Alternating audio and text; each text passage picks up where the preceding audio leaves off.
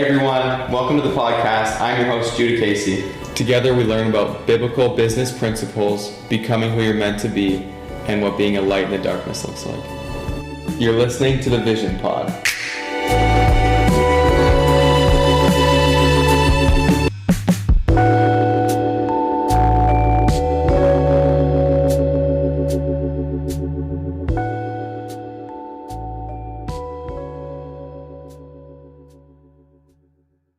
Thank you, Al, for coming on the podcast. I really appreciate it. Good to be with you, Judah. Yeah, it's awesome. You were one of the people I wanted to have on just because of what you've done in Asia and what you do for, just being an evangelist. And right, yeah. can you kind of tell me the story about how you came to Christ? Well, I'm quite an old guy, so it's a long story. But back in the day, I was playing in a band, like a cabaret band, a bar band, and we were in the Grand Prairie area, and our whole band, four of us, all got born again in the church there in Grand Prairie, and so just was a smooth transition from a crazy life of alcohol and drugs and into serving the Lord. And it was just so exciting. It's kind of that thing where you kind of found where you fit. And I like to say that when you find Jesus, you also find your purpose. Because like as young people, particularly, we tend to wander around wondering what on earth are we here for, kind of. But then you meet Christ, and then you realize what you're here for. And we had such a burden just to share Him, preach the truth. Not even so much because of what He did for us, but a lot just because it was true. And I don't know what the culture is nowadays, but in those days we all thought we were seeking for truth, right? And then we found it. So it was just this compulsion, really, this real burden to be able to share that the Bible's real, that Jesus is real, that God has a purpose for your life. So that's kind of where it started, and we just served faithfully in the church in Grand Prairie there for a number of years. And I can remember, I'm not from Grand Prairie, from Cranbrook, BC, but I remember, being like a guy that lived on the road in a band all the time. We're always traveling, and you're always fidgety, like always ready to get up and go somewhere. And I just remember God putting His big thumb on me and saying, "No, you're going to stay right here. This is where it's going to happen for you." I didn't like, I was born and raised in the mountains, and I liked that kind of territory. So Grand Prairie wasn't much of an appeal that way. It was stinking cold, and but it was like God really wanted us there, wanted me there, because He needed to train me for what was in the future, stuff that I had no idea of. So we went through a real time of training in the church, and you're dealing a lot with the basics, like how to not be offended, Mm-hmm. how to be faithful, how to have a heart to serve, and how to not think you're a big shot, just to learn some humility, and then learn generosity, learn how to give, learn how to tithe, and that kind of thing, because all of those things you're going to need in the future if you're going to succeed in what He's called you to do. So, I thank God for the time of training. It was just precious, precious. And of course, we're still benefiting from it today. And so you ended up in Thailand. How did you end up all the way in Asia? Well, basically what happened is when you get born again, and I remember this process in Grand Prairie back, it was hippie days, right? And it was all about you. And I can remember going to the altar for the first, five services that I was ever in, God just bless me more and more and more, right? And then all of a sudden God says, that's enough. That's enough. Now you're going to start caring about other people, And Yeah. so we started seeing, God loves the whole city of Grand Prairie. And then you think, well, yeah, then he loves the whole North Country. And so we spent our summers traveling around the North Country, planting churches in all the little towns up, all the way to Peace River, Dawson Creek, and Fort St. John, those places. And then that vision keeps growing until you see that God loves all of Canada, and then God loves all of the world. And so He really spoke to me that He loves the whole world. And it wasn't really a call. I was because people ask you that, like, well, how did God call you to Thailand? And I say, well, He didn't really. We just went because the Bible already says go. Mm-hmm. And so we didn't complicate it any more than that. there was an open door in Thailand, and that was kind of we said, yeah, let's do it. We had Terry and I had three little kids at that point, and just headed off. The wild blue yonder. Good thing the airline captain knew where to go because we had no idea where Thailand was. And so that's the kind of the shift or the growing burden or growing vision in our hearts. And I think honestly, Judah, I think that we all need to have that ever growing vision that God loves the people beyond where we're just ministering to right now. He wants to grow. He wants to grow your podcast. He wants to grow your influence. He wants to grow all of that stuff because there's a benefit to people beyond our present, horizon or whatever. And so we're always looking for what's next and for what's, beyond where we're at right now. And that's just part of the way God's heart is, right? He's just an ever expanding, ever growing, Hmm. right? The regions beyond. The Apostle Paul called it the regions beyond, right? So there's a real key there to a fulfilled life is that we're always reaching beyond where we're at right now. Hmm. And so when you moved to Thailand with three young kids, obviously that's a huge step and it's kind of scary. So how did you see God provide for you throughout that?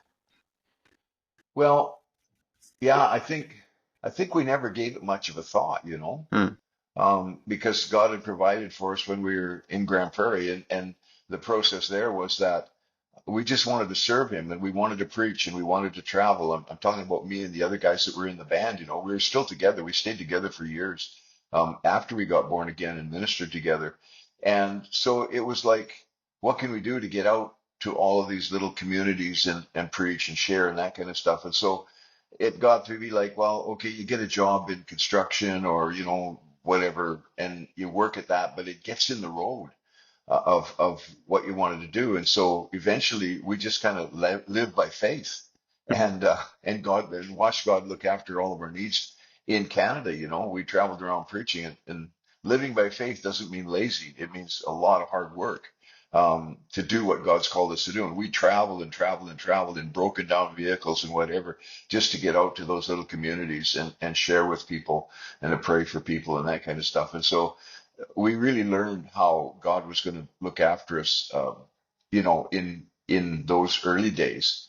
And I can remember coming. We had a little cabin that we were living in 6 miles east of Grand Prairie, and on a friend's land, we borrowed some land and we built this cabin there. And I had an old pickup truck it was just a mess. There was holes in everything and rusted out. And we were out at Beaver Lodge out at Elmworth one night and doing a prayer meeting out there Friday night. And we came back home and it was middle of winter, dead of winter. And I'm driving this old truck and I'm halfway back between like Beaver Lodge and Grand Prairie. And the alternator stops or the generator in those days. And so the battery's discharging and it's 2 o'clock in the morning and it's, 30 below, minus 30, whatever. And we're going to freeze to death, right? So I got my wife beside me and our first little baby on the seat. And I'm just praying, God, what are we gonna do? So you turn the lights out and you drive by the moonlight, right, all the way home, and Hmm. praying all the way home.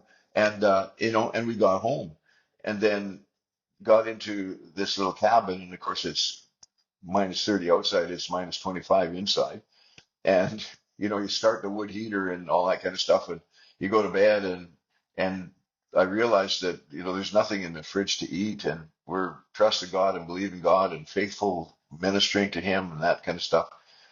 And so there was a time of a real challenge right there. It was a turning point in my life where in the morning we got up and I told my wife, I'm going out to the woodshed and I'm not coming back until I get an answer from God. And I went out to the woodshed and it's really cold. And I said, Lord, I'll freeze to death here, but I'll rather freeze to death than not hear from you because I need an answer. Why are we doing everything we can to serve you? Risking our lives, risking our necks, and there's no food to eat. And it was quite a challenge. And I heard the Lord speak to me and He said, make a covenant with me. And I kind of thought, wow, what's a covenant? I never heard of that before. Turns out the Bible's full of it.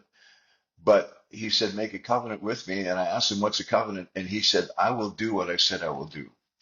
If you will act like what I said is true, that means to walk it out, to speak it out, speak the promises of God. Because you're looking at your Bible and you're seeing all these amazing promises. You know, He meets all of my needs according to His riches in glory by Christ Jesus. And every good and perfect gift comes down from the Father. And there's no variableness or shadow of turning, you know, just promise after promise. And I'm saying, how come those aren't real in my life? And the answer was because you're not acting like they're real. And so that was a major turning point. We just committed right then to talk like the promises are real, to act like the promises are real. And since then, we've gone around the world 100 times. You know, like it's just been absolutely amazing the way that has fulfilled in our lives that God does meet all of our needs. He gives us all things that pertain to life and godliness, and absolutely in a wonderful way. But He's looking for a heart that's committed, right? So that was a huge turning point. And so when we got to Thailand, it was like, well, we knew God was meeting our needs. I mean, there was no hesitation, there was no fear. I mean, you still believe in God, right? But it was just excitement, just so much excitement about what God was going to do, and yeah, just carried on from there. That's awesome. When I was in Thailand, quite a few people that I talked to, I can't remember what it was called, but you were kind of like dad or dad L. So you have so Right. many adopted kids, and so how did you father all of them, and what's kind of what kind of got you through all Yeah. that? Yeah. Well, the reason that we came to Thailand was because we heard that there was 100,000 orphans in refugee camps, and this was just after the end of the Vietnam War. So there was kids coming through the jungle that were born, you know, in Vietnam, Laos, Cambodia, who knows where, ending up in refugee camps in Thailand. The parents were killed, and so, you know, that's kind of what stirred us up for that. We just really wanted to do something for these kids, and so we came and we gathered in the end 33 kids, and through the process of first of all trying to find setting up this supposed to be an orphanage idea, right? And you find staff who can look after it and that kind of thing. And it turns out you can't find people that will look after other people um, if they're on the payroll. And you know, like they're hirelings, right? Rather than owners, kind of thing. And so my wife and I ended up talking to these kids after 2 or 3 years of trying to find somebody to kind of parent the home, and said, you know, like, I know we're foreigners, white-skinned people, and but should we become your mom and dad and do it that way? And kids love the idea. And so that's what it was. And then it was a process of adoption where these kids had to really understand that this was a family that God put together. We call it the El Shaddai family. And El Shaddai is God, the all sufficient one, who meets all of your needs. And so we had put that family together with the idea of we are going to now do the same thing that we did out of Grand Prairie, travel all over the country and preach the gospel. And so we had 33 kids. There's 36 people in our family and a little tiny pickup. And we traveled from one end of Thailand to the other, preaching and working in crusades. And we became the first traveling worship group in the entire country of 70 million people. Wow. So it's a lot of really cool stuff that unfolded because of that commitment and that vision. But the key that we found is that you can bring a kid into your family and you can love them with all your heart, but there also has to be a process in their heart where they reciprocate, where they decide that, okay, this is where I'm supposed to be. These are going to be my parents. And we saw the whole thing unfold with these 30 some kids where some of them really struggled with that because their friends would ask them at school, like, how come your parents are white people? Like, what kind of deal is that? And some of them would be embarrassed and others would be so proud. It was just funny to watch. And we had some of the kids that they would drag us to school to meet their friends because they were so proud of us. And it was an anomaly, right? It's quite a fascinating thing. But then there was others that they were so shy about it, right? Because they didn't want anything out of the normal. But out of that, we were able to build this powerful church planting family, Hmm. and then God has kind of grown that to across the nation. So when you have that kind of that mom and dad thing, right? So we're mom and dad to 30 kids. Now, when more people are kind of brought into the ministry, into the Bible school, 7 weeks in Asia, into training or whatever, and they're around our kids, well, they automatically call you mom and dad just because, they're with your kids. Right? And Yeah. so that's the thing. That's the mom and dad. But that whole deal about the spiritual parent thing really grew into the nations. Because at one point when our kids were starting to grow up, God really spoke to us through a prophetic word, actually, that He had taught us how to be parents to orphaned children. And now He was going to use us to be parents to orphaned leaders, like leaders across Asia who were not connected, were maybe abused or maybe, disenfranchised, whatever. And that's what's happened since, and that's why we have like 10 nations now that are church planting, and they all call us mom and dad, just because we have that relationship with them. So we brought these guys in from the other countries, like Pakistan, for example, came to Bible school for a couple of years, and we mentored them here, and then went back with them to Pakistan to help them start their ministry there. And we travel back and forth all the time, and we do that with all the nations. So there really is like a father-son relationship. It's not just like, oh yeah, he's my spiritual son, but I Yeah. don't even know his middle name. So Yeah. so it really is a close relationship. That's awesome. That's awesome. Mm.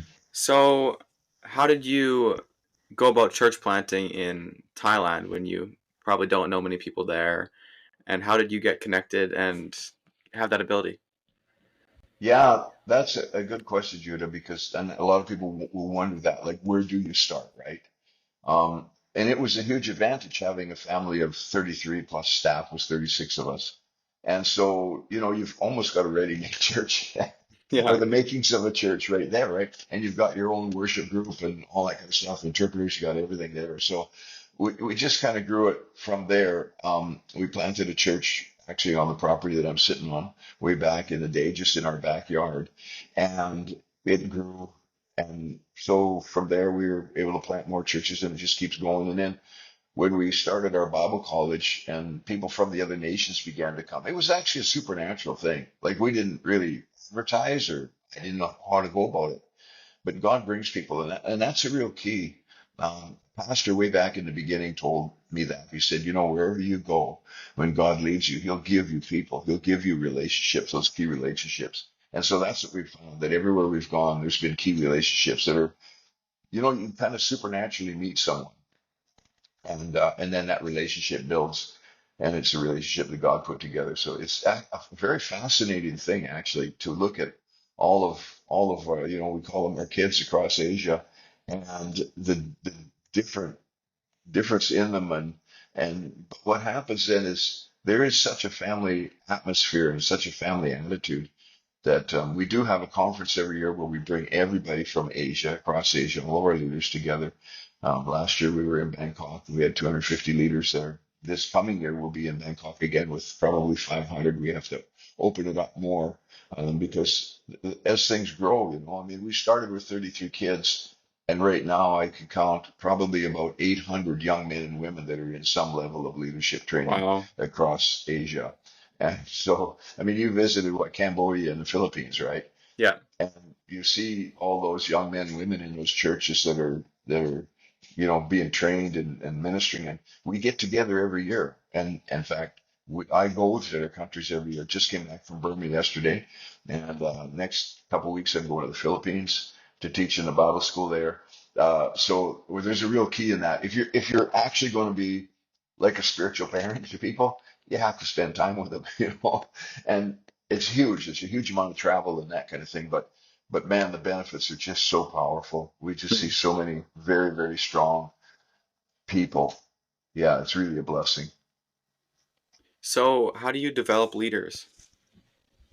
That's a big part of it, right? Is spend time with them. Of course, we have basically, you'll understand this, the 7 weeks in Asia um, project or program was basically, we'd been here, like 3 decades already or something like that. And I was praying about Canada and what we could do to help the churches in Canada. And the idea being that we'd hear people that are saying, well, we're having a struggle with our youth or whatever. They're not engaging, and, they're not coming to church and that kind of stuff. And I thought, well, why don't we do something for youth here? And so we opened up 7 weeks in Asia, and it's been absolutely amazing how many young people have gone through that. But it's just been life changing for so many.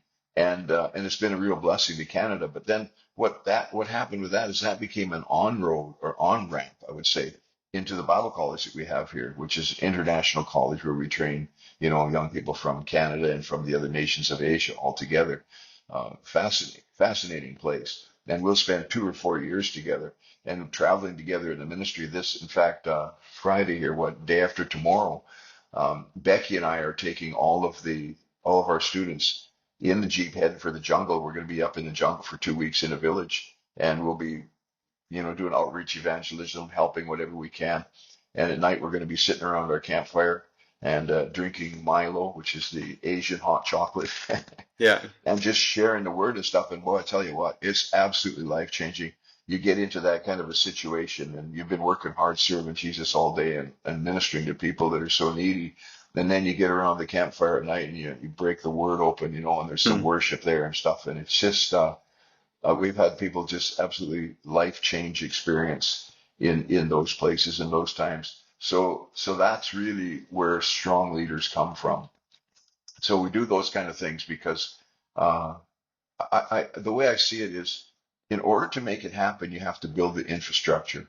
So the infrastructure is like 7 weeks in Asia, Victory Asia Bible College, VW worship, getting involved with that. I mean, Becky and that group, they do worship concerts all over Asia, and getting people involved with that is where they really become leaders. People can find, well, for example, I did this with our kids. We have the 33 kids.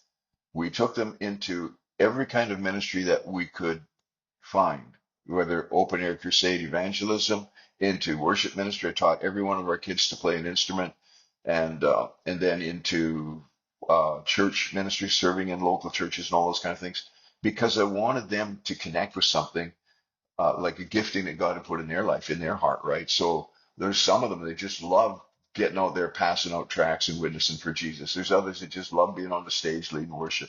There's others that just love serving in the church. And so if we want people to really discover their destiny and their purpose in God, we've got to build that kind of infrastructure or that kind of opportunities for them to actually experience it and connect with it. So I think that's really a big thing, really a clear thing. And we worked really hard at that. We're traveling all the time.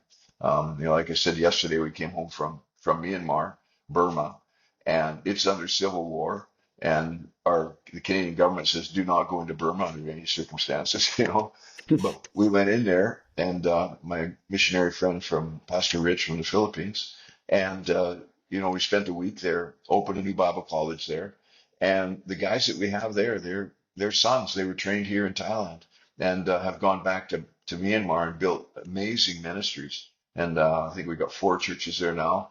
And like I say, this is a brand new Bible college that we opened. But you go into a place like that with guys that you know so well, that because you've spent so much time together already in the ministry in different places. And then again, we do bring them into Thailand or someplace every year for our leadership summit. And our mandate really is, that's what we say, we make leaders. That's really the crunch of it, when it comes right down to what is it that you guys do?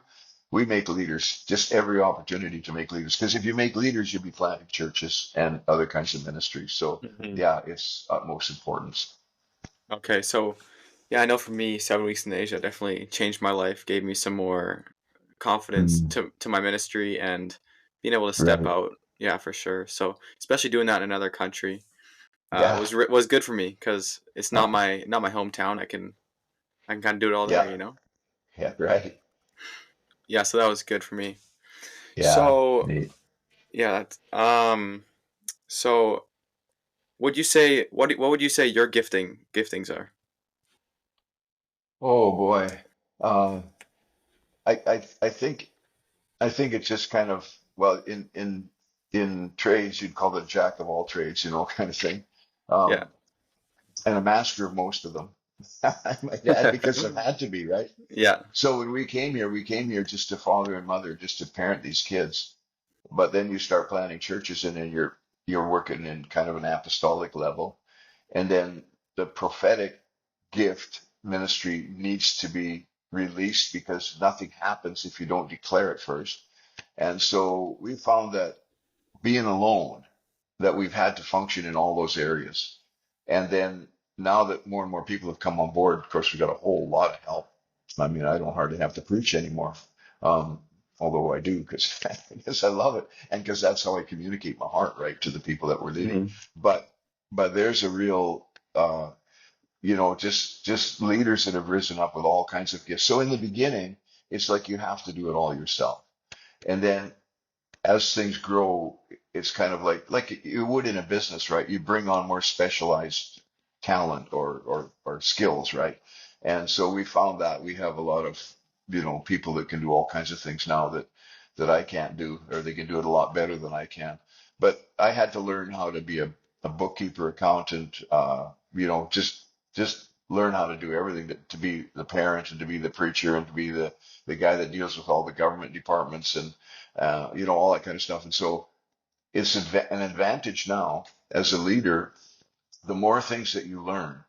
And I have a personal mandate that I'm going to learn something new every year, Mhm. something major. And so I Mhm. apply myself to that because as a leader, well, you've got to be growing for one thing. But the other thing is that you've got to be able to lead people in their specific line of expertise with enough knowledge and understanding to be useful to them, right? Like if I don't know how to do accounting, the accountant can tell me anything she wants, and I say I don't know. But now what happens is we've had it happen where the accountant will say, "Well, no, that can't be done," and I'll say, "Well, step aside. I'll show you how to do it," and because if you know things like that, you can really move other people ahead as well. If you don't know things like that, you get pretty stuck. So that's why I'm determined. I mean, that's just my personal feeling is to learn something new every year and to be able to identify what that is. And so, I mean, for this year, the big thing that I learned in 2024 was how to do automotive upholstery. Mhm. And actually, there's a guy in your church, Blake. He sold me his old sewing machine Okay, cool. for, do, for doing car upholstery, right? Yeah. And then, and I go to Chinatown here and I pick up the material. I go back to Canada and I rebuild cars in Canada. I've got a YouTube channel called Car Cobbler. Um, and I've learned how to, paint cars, rebuild engines, weld anything, build body panels, put glass in, do upholstery now, all the wiring and all that kind of stuff. Um, just because sometimes I run out of things to learn. So, so, so it's good. I think when I stop learning, I'll probably get old, Yeah, for and I sure. don't want to get old. So yeah, That's awesome. How did yeah. you develop your vision for Asia? Well, I guess it just kind of comes automatically. I think sometimes we put the cart before the horse, thinking that, talking about vision. Well, you got to have a vision. You got to have a vision. You got to know your vision and follow your vision, all that kind of stuff. I don't know. We just went and did it. And then the vision kind of unfolds as you go. And honestly, I've never been smart enough to know what's coming in the future with enough detail to be able to, kind of write it down and say, this is the plan, this is the vision. I mean, I've been asked sometimes, like, what's your 5-year plan? I'm like, I have no idea. What I was, you know, what I'm doing now, 5 years ago, I couldn't have dreamt of. So, Hmm. like, I don't want to limit it with that, but I think the development of the vision comes secondary. The first thing is you serve Jesus. Hmm. And to serve Jesus, you're just looking for opportunities to help somebody do something, help somebody, to minister to somebody, pray for them, whatever. And you do that, and that's a really good way to discover your gift as well. Um, and then kind of the vision unfolds. We talk a fair amount about vision, but actually we talk more about what would you call it, like core values or culture in the ministry, because I found that you can put a vision out in front of people and they might want to do it, but they're not necessarily empowered to do it. But if you build a culture in people, and this is a big culture that we built, is this kind of father-son relationship, brother-to-brother relationship. Um, we've Pastor Rich in the Philippines, and I wrote a book a number of years ago called Covenant of Brothers, and that's been a real winner for a lot of people who struggle with relationships. And just this week we were starting to work on another book called Covenant of Sons, where we see the ministry has grown so much, and we've got like our spiritual sons and daughters all across Asia that are relating so well to each other because they see each other as brothers and sisters because they have fathers and mothers. So that's a big thing, and then that culture, that family culture, is really what makes the whole thing tick. Because the truth is, people won't do what you ask them to do. They won't do what they think they should do. They'll do what they believe they should do. Hmm. And that's where culture comes in. You believe you will do what you believe you should do. And we're so big on the 10 tenets of victory. The God is our source. He's the source of all of our needs. That kind of thing. And so when you believe that, you're going to look to Him for the resources and for the things that you need, rather than looking to some man or whatever. Right? It builds a culture in your core value in you that shows you how to act. And when we're acting properly, it's the vision isn't very hard to find or very hard to Hmm. follow. It's just right in front of you. So uh, yeah, I mean, our vision, the victory vision, is to reach, teach, and mobilize. And so that's a fairly generic, it's a basically Great Commission vision, right? Hmm. But we find that that's a good thing to kind of like, we know what we're doing, but it doesn't really compel us to do it. But the culture is what compels us to do it. That we love people, and that all those things, and that we work together in unity and harmony, and that we agree together and stuff like that. So yeah, culture. We focus more on culture. It's more powerful than vision. Cool. So you Mm-hmm. mentioned back when we started, you said what answering the question is, what on earth am I here for? And so if someone comes Mm-hmm. up to you and says, what on earth am I here for? How do you respond? I say, come on, 7 weeks in Asia. Right?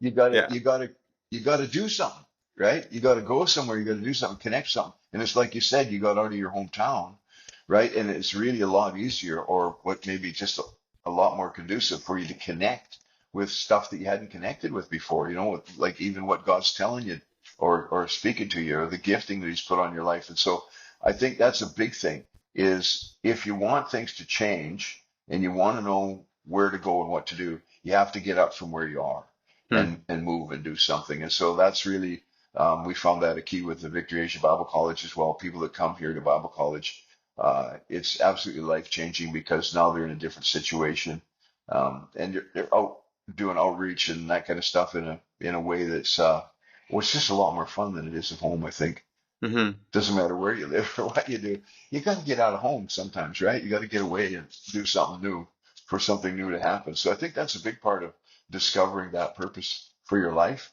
is just to get up and do something you've never done before. And I think that's where a lot of people get stuck.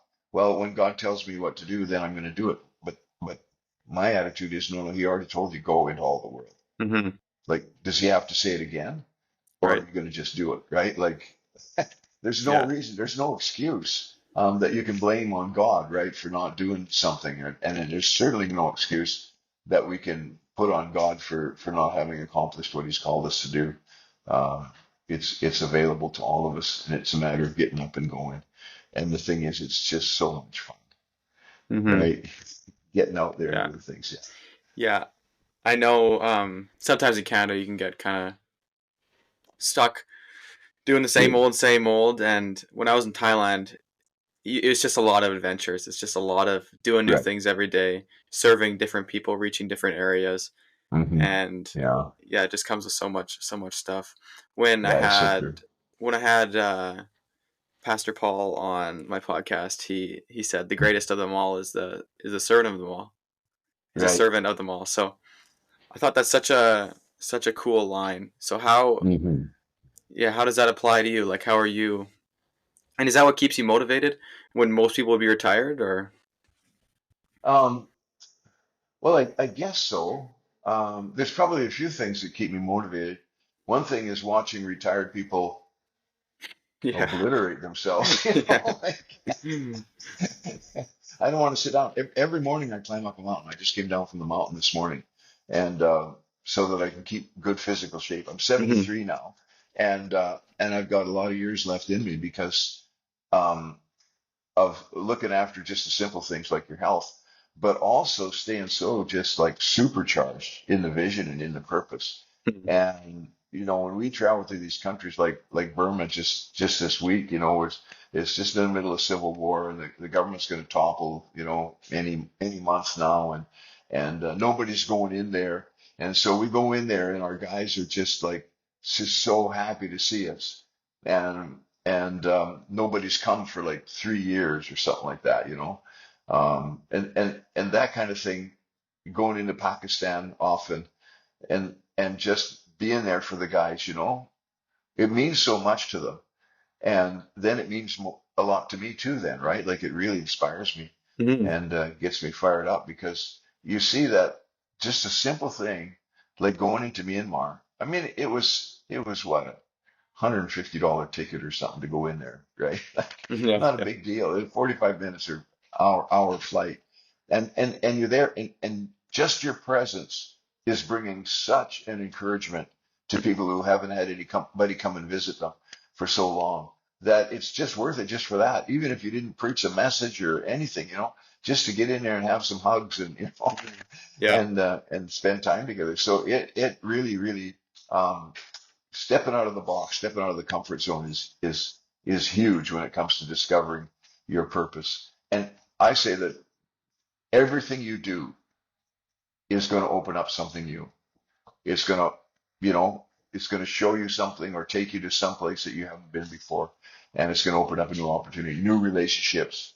And a lot of people are like that. Well, I don't know anybody. Well, get up, get out, get doing some stuff, right? Hmm. And make some friends, because something good will always come. Hmm.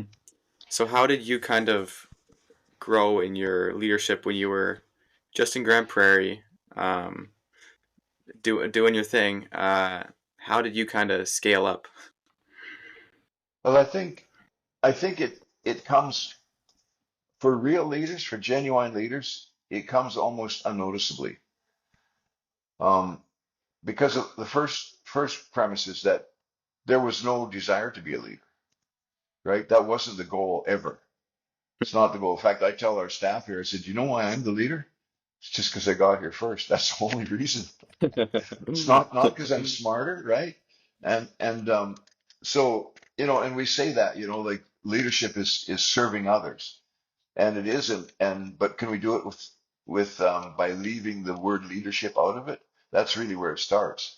And we just served, like that's all we wanted to do. We just wanted to help it because Hmm. the church was growing like crazy in those days in Grand Prairie. I mean, in 3 years, I think there was about 1,000 young men and women that got born again, down there on 101st Street, and it was just such exciting times, and so we just wanted to do anything we could to facilitate that. It was never like I want to be a leader or I want to lead Right. something or stuff like that. We just and preaching the word. It wasn't like we wanted the pulpit.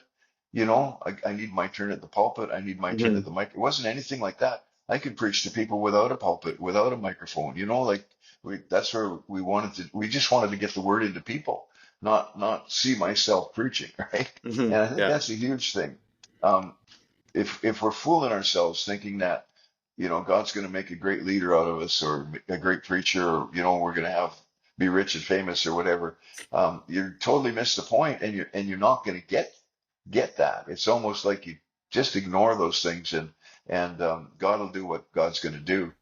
Uh, so I think again, just serving, um, with no aspiration really to be a leader. And I say that quite strongly because an aspiration to become a leader can just take you right off track. You miss the stuff that you need to become that leader. And so, yeah, and then we say our mandate is to make leaders, right? We make leaders, but that's from my perspective.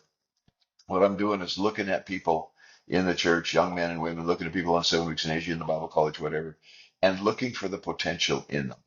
And you just see it. And if you'll do that, right, you're looking at people for what possibly could God have put in this person, in this gift, man. He'll show you stuff and you'll be able to encourage people. And we found that that's a really key. And that's why a lot of people kind of follow our ministry and love us and love being around each other's because that encouragement comes from not I'm your leader and you can respect me or honor me, but that encouragement comes from I see a gift of God in you, and I have some time and some energy to devote to helping you draw that gift out of you. So come on, let's go to the jungle, let's go to Myanmar, let's go to the Philippines, let's go somewhere, right? Do something, and I think that's where leadership really comes from.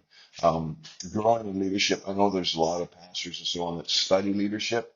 I don't study leadership that much. You do pick up stuff, but I found that times when I did study leadership, what's popular this year isn't popular next year. It's gone by the Yeah. wayside. So a lot of that is kind of a waste of time. But I think the key, obviously, and probably couldn't overstate this, is to spend time in the Word and in prayer, praying in tongues and those kind of things, because it's the revelation of the Word that really makes a leader out of you. Um, that's where you know what to do, you know how to lead, you know which direction to go. So it's my spiritual gifting, right? Divine revelation, that we have direction to give to other people.